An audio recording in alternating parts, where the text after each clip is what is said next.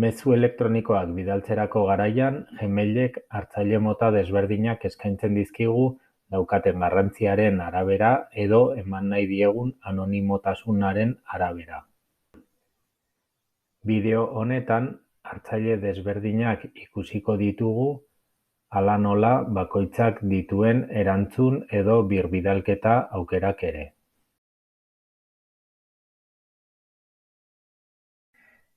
Mezua idatzia daukagunean, hartzaileaken klik eginen dugu eta hor mezu honen hartzaile nagusiaren helbidea idatziko dugu. Kasu honetan,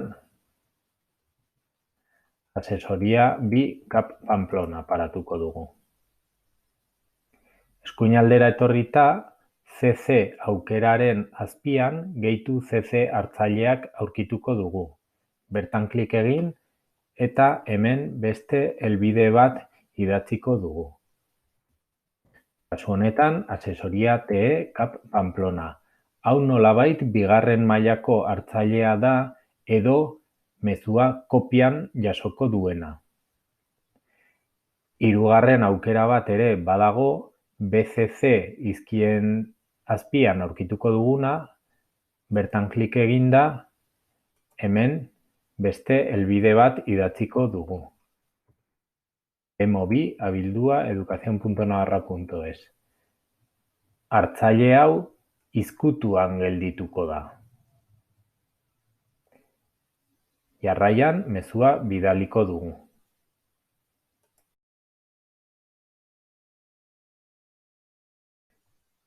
Kopian paratutako helbidean mezu elektronikoa ireki dugu orain. Modu berean ikusiko litzateke hartzaile nagusiaren kontutik ere.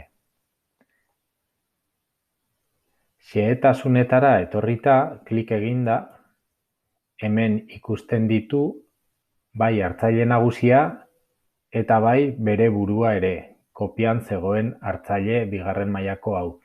Baino ez du izkutuko kopia jaso duen hartzailearen helbiderik ikusten. Halaxe gelditzen baita ikusezin edo anonimotasunean. Kopian zegoen pertsona honek erantzuteko aukera dauka. Hori eginez gero,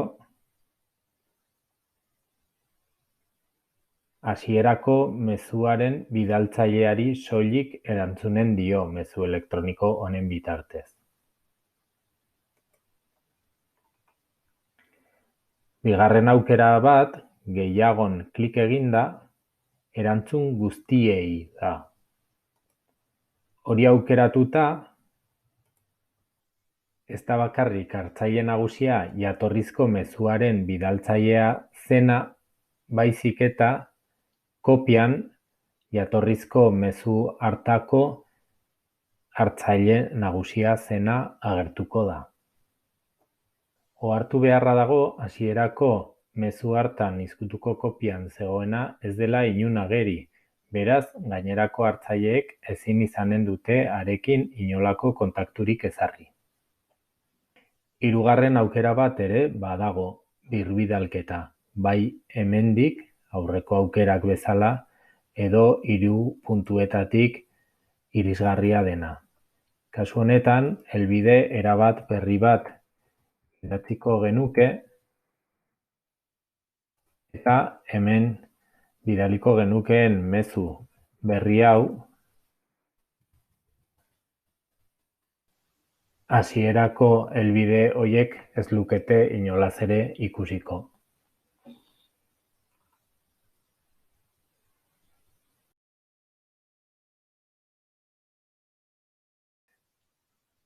Oraingoan, jatorrizko mezuan izkutuko kopian zegoen hartzailearen sarrera-ontzia ireki dugu.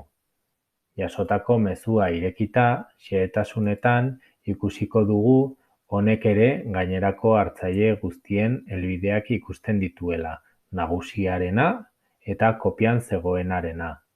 Baita bere burua ere, izkutuko kopian edo BCC moduan zegoen hau. Honek ere erantzun guztiei eta birbidali aukerak ditu. arestian azaldu den bezalaxe funtzionatzen dutenak.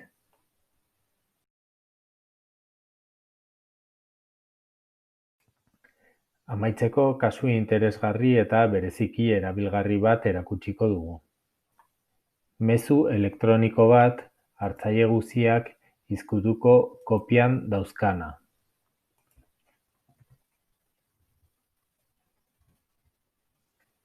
Hau izanen da, hain zuzen ere, guraso talde bati e-mail bat bidali behar diogunean erabili beharko dugun modua. Modu honetan, inork ezin baitu ikusi gainerako hartzaileen helbide elektronikorik eta horrela, haien pribatutasuna mantendu egiten dugu.